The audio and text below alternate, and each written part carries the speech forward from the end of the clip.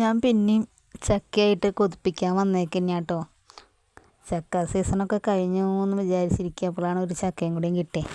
അപ്പോൾ പിന്നെ എന്താ പറയുക, ഒരുവിധം വെറൈറ്റി ഒക്കെ നമ്മൾ പരീക്ഷിച്ചതാണ് ഉണ്ടാക്കാറുള്ളത്. എല്ലാതും എലിശ്ശേരിയും പുളിശ്ശേരിയും വരട്ടിയതും പിന്നെ എന്താ പറയുക വറക്കലും അങ്ങനെ എല്ലാം കഴിഞ്ഞതല്ലേ.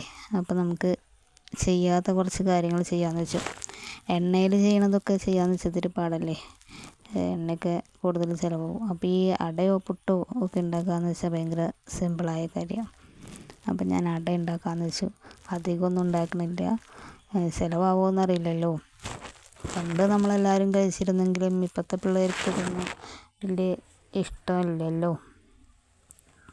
അപ്പോൾ ഞാൻ ഒരു ലൂസ് കൊടുക്കണേ കേട്ടോ, ഞാൻ കൈ കൊണ്ട് പരത്തൊന്നും ചെയ്തില്ല. അതുകൊണ്ട് നമ്മൾ ഒരു സ്പൂൺ വെച്ചിട്ട് തന്നെ അങ്ങനെ കോരി ഒഴിച്ച പോലെ ഉണ്ടാക്കുന്നത്. ഇത്തിരി കട്ടി കുറവിലും കിട്ടും.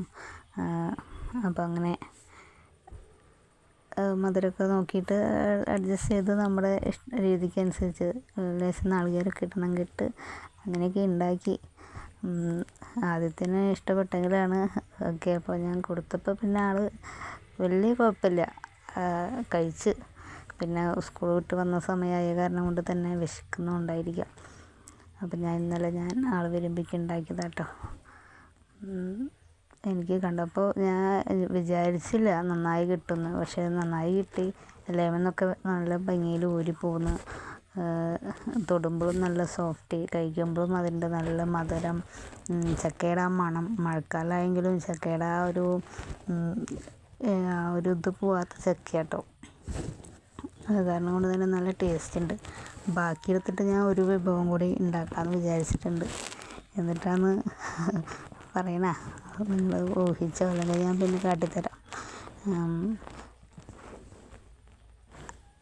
അപ്പോൾ എനിക്കിഷ്ടപ്പെട്ടു, അവനും ഇഷ്ടപ്പെട്ടു. അപ്പോൾ നിങ്ങൾക്കും ഇഷ്ടപ്പെട്ടുണ്ടാവും. അടിപൊളി സ്വാദിഷ്ടമായ ചക്ക വിഭവം.